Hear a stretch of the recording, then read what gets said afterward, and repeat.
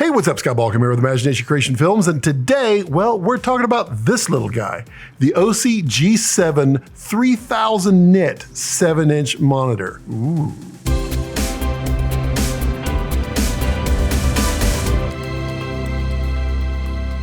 So before we jump into this review, I want to take a moment to ask that you click subscribe to this channel. We are a growing community of filmmakers just like you, and well, we think you'd be a great part of it. Remember to click that little alert bell next to it. That way you're notified every time we do one of those cool live streams or every time we upload a video. So on to this little guy. So when I first got the red Komodo, I realized that I needed a bigger monitor to use it in bright sunlight and to pull critical focus. And since my eyes have slowly degraded to the point where my close-up focus is not quite what it used to be, I determined that a 7-inch would probably be just right. And since the 7-inch works well on my DSMC2 body, I knew it would be ideal.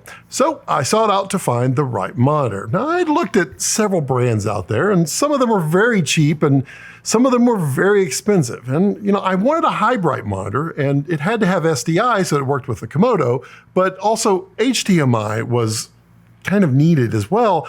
And I really wanted it to have some serious tools built in and not just like a simple histogram for exposure. I wanted power.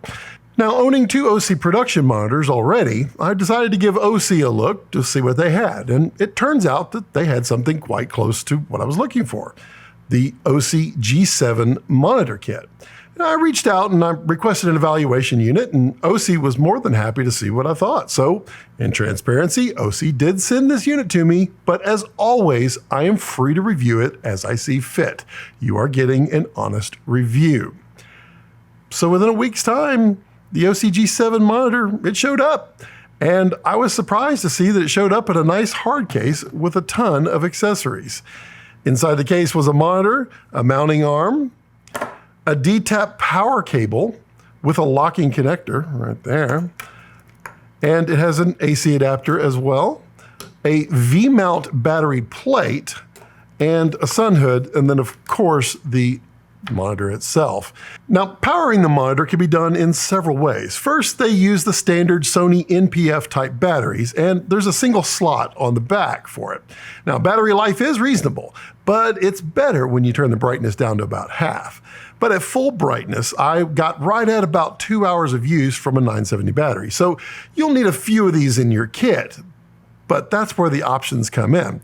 Now, there is a locking D-tap power cable that you can use to plug into any V-mount in your camera or virtually any battery with a D-tap connection on it. To make this even more versatile, well, they've included a V-mount plate that you can attach to the back of the monitor. You use it with the D-tap cable, but it's still compact. Now, this is more for use as a director's monitor than just a regular monitor on top of a camera, but it is an option. And I kind of wish it had 2 battery slots on the back instead of 1. Doing so would allow you to run the slimmer batteries and get about the same runtime, but you'd have a much slimmer package. But this is a minor thing, and honestly, running the D-tap power cable is probably the best solution in so many cases.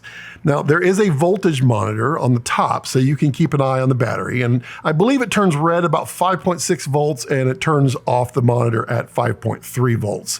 At least that's what happened in my testing. Now, mounting the monitor is straightforward.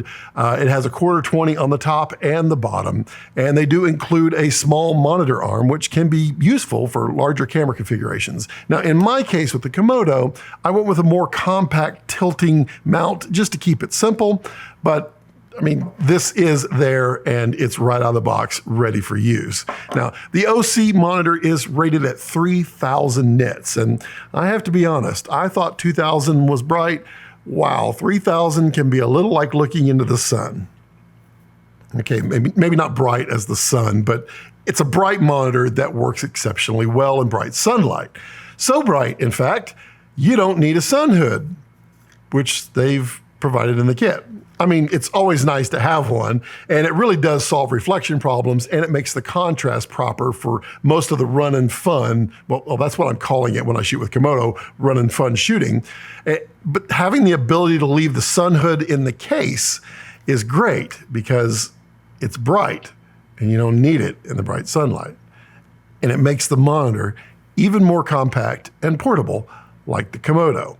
Now on the display itself, it does have an IPS display, and it is a resolution of 1920 by 1200, so that gives it a 16 by 10 aspect ratio. Now contrast is a little on the low side at 1200 to 1, but I mean this is not a monitor that you're going to be using for critical color choices, but rather quick decisions in the field. I mean overall I'd have to say that the color on the monitor is not bad at all, especially when you operate at about half the brightness. I found that you still can see it in the sunlight, but the color accuracy is much better at about half brightness. Now, obviously when you increase backlight, it tends to wash the colors a little bit, and this is the case on virtually every small monitor out there that is a high bright. Now with the OSEE, you can do a fair trade there for slight loss of color accuracy for the extra brightness when needed, but I typically use it at about half brightness and I gain that extra color accuracy. And I found it to be very useful to judge the color with the monitor in this configuration. Now, the monitor accepts up to a 4K signal through HDMI and 2K through the 3G SDI port. Now, controlling the monitor is done with a simple point, really. It's 1, a power switch, and 2, a joystick.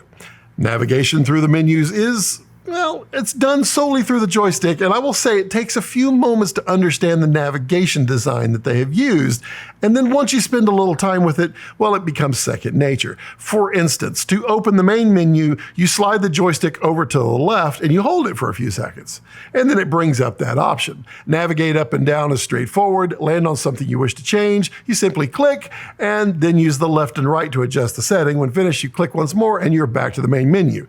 To exit the main menu, well, you'd simply go to the right.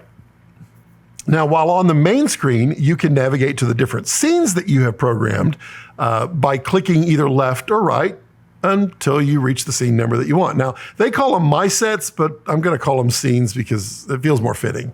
But to access the tools on that scene, simply click and joystick down to the tool you would like to insert, and then click again. Now, it's going to turn green, letting you know that it is now active. Now, if there isn't a tool on there that you'd like to add, you just need to add it, and you go down to the plus sign, click on it, and then choose the tool you want from the various options. Now, that will return you to the tools menu. Simply configure your tool that you just added by moving to the right, and then you can configure it just by selecting and navigating just as before.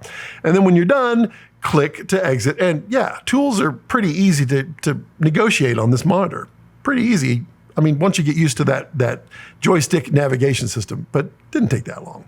Now, to add a new scene, hold the joystick to the right for a few seconds, and then click, and then you can configure it just like the rest.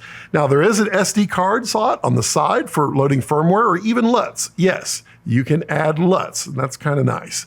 Now, some of the tools you can add are false color, histogram, waveform, vector scope, adjustable focus assist, scale, aspect ratios, safe zones, level, well, it's a level, adjustable zebra, peaking, image resizing, LUTs, and more. And it also has an anamorphic D-squeeze as well with a 1x, 1.33, 1.5, 1.66, and a 2x. Now, it doesn't have 1.8 yet, but I believe that will be coming. I believe so, is what I've heard. Now, size-wise, it's fairly compact with a little less than 1-inch bezel on the sides and even less so on the top and bottom. It's a little thick, but it's just as thick as others. So, I mean, I would love it to be paper thin, but I mean, let's be honest. We have to deal with what's in the world as it is. And to have a high bright monitor, you got to have a little bit of thickness in there to get all of the LEDs that are required to get it that bright. It weighs in at just under a pound without the battery, and it does have a headphone jack, and it does have a speaker. A hint, the speaker does pass audio, so turn it down while recording or you're going to get a little bit of feedback. So what are the negatives? Well, there are a few little nitpicks, and I kind of mentioned one before. I wish it had more than one battery tray in the back.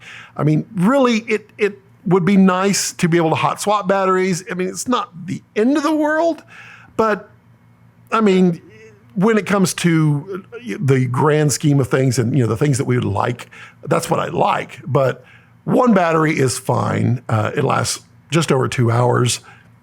Can't really complain about it. And I mean, you do have the DTAP battery option as well, or the cable at least. Now, the other thing is the power button. Now, it feels like it needs to be recessed a little more, and I've accidentally brushed up against it more times than I wish, and I haven't really powered it off yet accidentally, but I have to be careful there. And I mean, you're not always running your fingers along the back, but it's something that I noticed. And then thirdly, I would love it if it maintains its color accuracy in the higher brightness settings, but this is kind of a little nitpick as there's really no monitor on the market that does this at high brightness. I mean, there's OLED monitors out there that can maintain their color accuracy as they go brighter, but you're not getting 3000 nits out of an OLED, not out of a 7-inch monitor. So this kind of works out, and it's a reasonable compromise, but if I'm pointing things out, that's what I'm pointing out. And if I'm honest, it's something that I would like to improve. So positives, well, there's many really. It is a small, lightweight, really bright, fairly accurate color, and it has a ton of useful tools on board, and it really helps in getting the exposure and the focus right. And in the end, well, that's a heck of a lot of what we really need to do our jobs. And the cost, well, I mean, it's affordable. It's really affordable. Yeah. And on top of that, they run specials every now and then, and they may even have one running right now. If so, well, look in the description below for the details, because, if I put it in now and somebody sees this 3 years later, they're going to say, that doesn't work. So just go down below. I'll always try to have the latest and best deal if they have one down there. But yeah, just check in the description down below.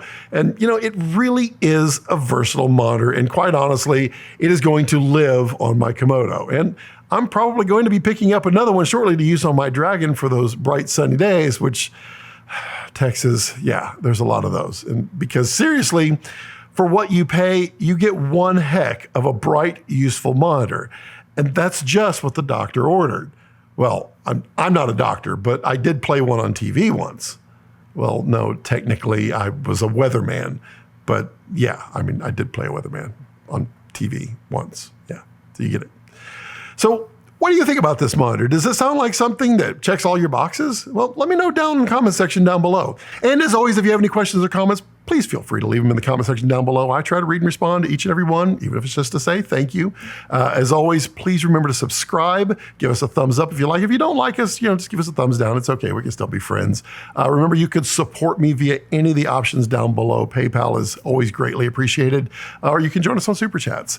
But yeah, I mean, this is a pretty slick monitor, especially for the price.